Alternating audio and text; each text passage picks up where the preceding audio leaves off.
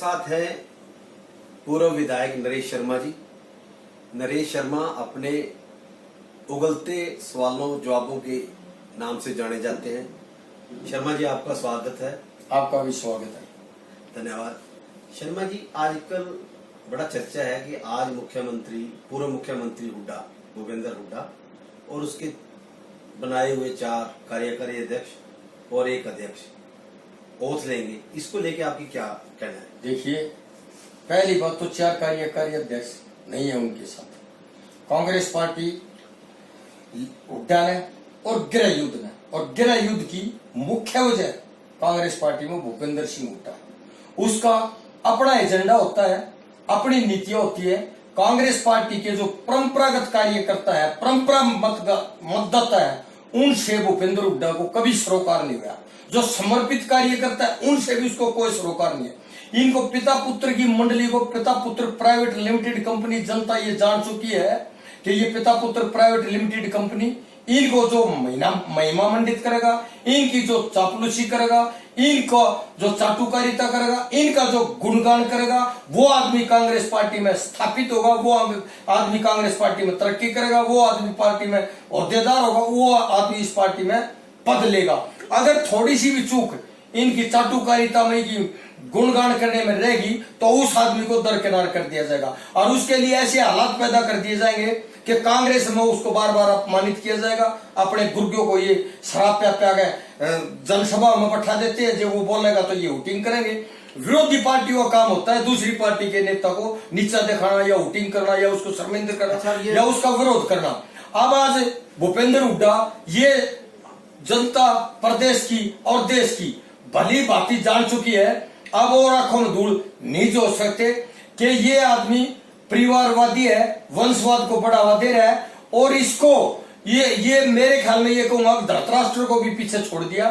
जो ये एजेंडा लेके चल रहा है वो बार बार असफल हो रहा है। ये बिल्कुल किसी को नहीं चाहता था ना अध्यक्ष बनवाना, ना कार्यवाहक अध्यक्ष बनवाना। ये तो चाहता था अपने बेटे को अध्यक्ष बनाना और अपनी भी सरकारी कार और मौज मस्ती और सरकारी बंगले और सरकारी मूलभूत सुविधाएं छोड़ना नहीं चाहता था। ये तो कांग्रेस पार्टी को पूर्ण रूप से हाईजैक करना चाहता था। जब वो बात सरे नहीं चली तो इसने सोचा अपने डमियों को और अपने जो सिपला सार है, अपने जो महिमा मंडित करने चापलूस और चाटुकार किस्म के जो लोग हैं, उनको मैं सेलेक्ट करवाता हूँ, उनको मैं पद दिलाता हूँ। ये जो अध्यक्ष बनाया है और 1 कार्यवाहक अध्यक्ष बनाया है, इनमें कांग्रेस पार्टी ये 1 विधानसभा तक सीमित है। इनका कोई हरियाणा प्रदेश की जनता से या हरियाणा प्रदेश में कोई पहचान नहीं है। ये तो सिर्फ और सिर्फ 1 हल्के तक सीमित थे, और ये बल्कि नेता नहीं, ये भूपेंद्र हुड्डा के अर्दली का काम करेंगे, अर्दली का ही काम कर रहे थे। एक नेता तो इसमें ऐसा है कार्यवाहक कि वो तो इनको कोई जाते आते थे तो चद्दर बदलने का प्रबंध कर देता, साफ सफाई का देख लेता, जो व्यवस्था की जरूरत थी वो व्यवस्था पूरी कर देता था, इनको तांत्रिकों के पास घुमाता था और बुझा कटवा देता था उनसे पहले सेटिंग करके, अब इस समय तक आप मुख्यमंत्री बन जाओगे। तो ये तो पूर्ण रूप से वंशवाद में और पुत्र मोह में धंस रहे हैं। इनको कांग्रेस दिखाई नहीं देती, और आने वाला जो भविष्य है वो कांग्रेस पार्टी का अंधकार में है। कांग्रेस पार्टी जिस तरह रेत का महल भूर भराकर गिर जाता है, इस तरह भूर भराकर गिर रही है कांग्रेस पार्टी। अच्छा शर्मा जी, किसान आंदोलन के चलते जेजेपी पार्टी का बहुत विरोध किया गया, तो आप जेजेपी पार्टी को लेकर क्या सोचते हैं? नहीं, देखिए, जेजेपी पार्टी ने पूर्ण रूप से हरियाणा प्रदेश की जनता के साथ छलावा किया है, विश्वासघात किया है और जनता की आंखों में धूल झोंकने का काम किया है। जेजेपी पार्टी का जो एजेंडा था कि हम भारतीय जनता पार्टी को सत्ता में आने से रोकेंगे और इनका विरोध करेंगे, और ठगी ठोरी करने वालों की, भ्रष्टाचारियों की पार्टी भारतीय जनता पार्टी को वो बताते थे। जब उनको 10 सीट मिली तो उनको इतनी बेचैनी होगी थी, वो इंतजार भी नहीं कर सके कि हमारा सत्ता में हिस्सेदारी कैसे हो, और जनता की भावनाओं की कदर ना करते हुए, निजी हित सर्वप्रिय मानते हुए इन्होंने भारतीय जनता पार्टी को समर्थन दे दिया। उसी दिन हरियाणा प्रदेश की जनता ने इनको पूर्ण रूप से, पहले इन्होंने अपने परिवार की पीठ में छुरा मारा, आई हुई सत्ता को खंडित कर दिया, इन्होंने बखेर दिया, परिवार के साथ धोखाधड़ी करी। जोआब सिंह चौटाला रात दिन जनता के बीच में रहता था, किसानों की बात करता था, मजदूरों की बात करता था, गरीब लोगों के उत्थान की बात करता था, उनके उज्जवल भविष्य की बात करता था, किसान मजदूर के लिए समर्पित भावना रखता था, उसको भी धोखा दे दिया। नहीं तो बहुत पहले आईएनएलडी पार्टी, अगर ये परिवार इकट्ठा रहता और ये शैतानगर्दी ना करते बच्चे, तो आईएनएल पार्टी सत्ता में होती, बीजेपी नहीं आती। आज हरियाणा में पूरी तरह से बिजली को लेकर जनता हाहाकार कर रही है। इसको लेकर आप खट्टर सरकार के बारे में क्या कहना चाहोगे? नहीं, देखिए, जो आया वो है डकार गया। हमारे टाइम में प्लांट लगे थे, लेकिन कोई इस बात पर ध्यान नहीं दे रहा कि जो प्लांट लगे थे उनमें बड़ा गोलमाल हुआ और चाइना की मशीन लगाई थी और वो चलने से पहले खराब हो गई थी। कई बार उनको इंजीनियरों ने दौरे करने पड़े थे, बाहर से आए थे, और वो चल जाती थी तो हमारे टाइम में भी महीना 20-20 दिन तक वो बंद रहती थी। आज तो इन्होंने अडानी से समझौता कर लिया और लागत रेट गए बंद, और वो हटधर नहीं कर रहा है। वो उसका आशीर्वाद है, शीर्ष नेतृत्व तो भारतीय जनता पार्टी राष्ट्रीय सरकार की तरफ से। तो आज जो अनुबंध था वो उसको तोड़ना चाहता है, वो उसको वारा नहीं खा रहा, और वारा नहीं खा रहा तो लोक हितों की इनको परवाह नहीं है। तो भारतीय जनता पार्टी पूर्ण रूप से लोगों के हितों की सुरक्षा करने में, कानून व्यवस्था सुदृढ़ सुचारू रूप से चलाने में पूर्ण रूप से असफल हुई है, हर मोर्चे पर असफल हुई है। तो अभी जो आज देश के हालात हैं, हरियाणा के राजनीति के हालात हैं, उसको लेकर आप कौन सी पार्टी को सोचते हैं कि वो जो आएगी, जनता का भला करेगी, जनता को थोड़ा सा राहत देगी, तो ऐसी कौन सी पार्टी है? देखिए, आपकी पार्टी है या कोई अन्य आप पार्टी है? हर आदमी जिस पार्टी में होता है वो अपनी पार्टी का गुणगान करता है, इस बात में कोई दो राय नहीं। लेकिन मैं निजी तौर पर ये महसूस कर रहा हूँ और जन भावनाओं को भी देख रहा हूँ, और जनता के बीच में भी जाता हूँ, अपने विधानसभा में भी जाता हूँ, और भी कहीं प्रदेश के अंदर अवसर मिलता है तो भाई याद करते या कोई सामाजिक प्रोग्राम, भिन्न प्रकार के प्रोग्रामों में हम जाते हैं।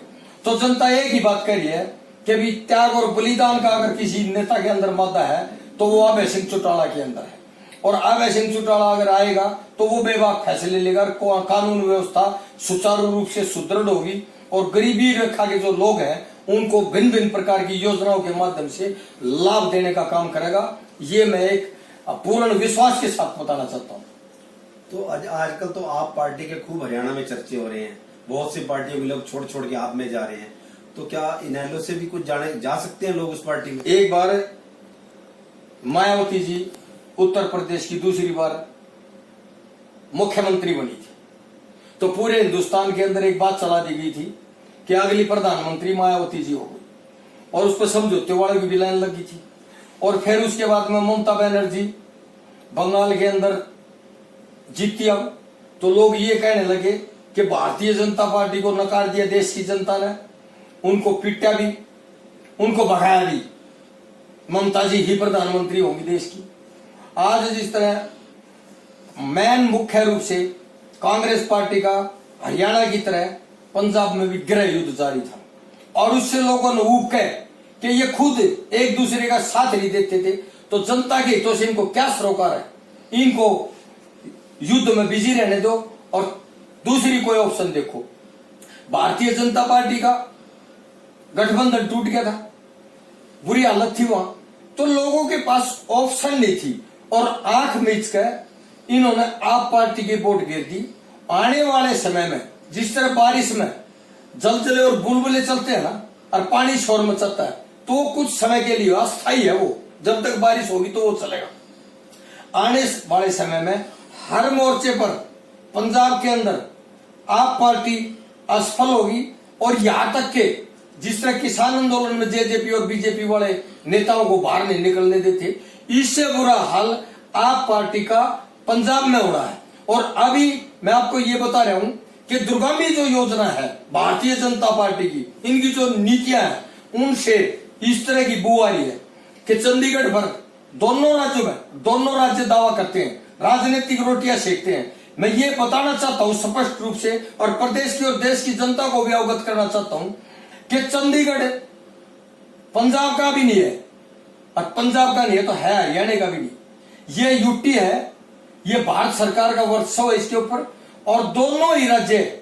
यहाँ किराएदार है, और आने वाले समय में पूर्ण रूप से भारतीय जनता पार्टी की सरकार इसको सेंटर के वर्चस्व में ले लेगी, और इन दोनों को कह देगी कि इसको खाली करो और आप अपनी राजधानी दोनों राज्य तुम कहीं बनाओ और तुम कोई बढ़ाओ। आने वाले समय में आप देखना, दिल्ली में विधानसभा में केजरीवाल की सरकार ऊपर नीचे तो वो कुछ कर पाया नहीं। दिल्ली में भी जिस तरह पूर्ण राज्य का दर्जा तो आप भी नहीं है, राज्य का दर्जा दिया था, तो उस राज्य के दर्जे को भी आने वाले समय में सुरक्षा का हवाला देकर कि ये राजधानी क्षेत्र है और इसकी सुरक्षा अत्यधिक आवश्यक है, और इस विधानसभा का जो अध कचरा जो राज्य का दर्जा दिया है इसको भी समाप्त कर देंगे, और वह विधानसभा होगी ही नहीं दिल्ली के अंदर आने वाले समय की, बता रहे हो आगे। ये थे हमारे साथ शर्मा जी, विधायक, पूर्व विधायक। इन्होंने अपने खुले अंदाज में सारी विरोधी पार्टियों के ऊपर हमला बोलते हुए बताया कि अभय चौटाला ही है जो प्रदेश हित में, जनता हित में भला कर सकते हैं, लोगों के बारे में अच्छा सोच सकते हैं, और हमें उम्मीद है कि वही भला कर सकते हैं। धन्यवाद शर्मा।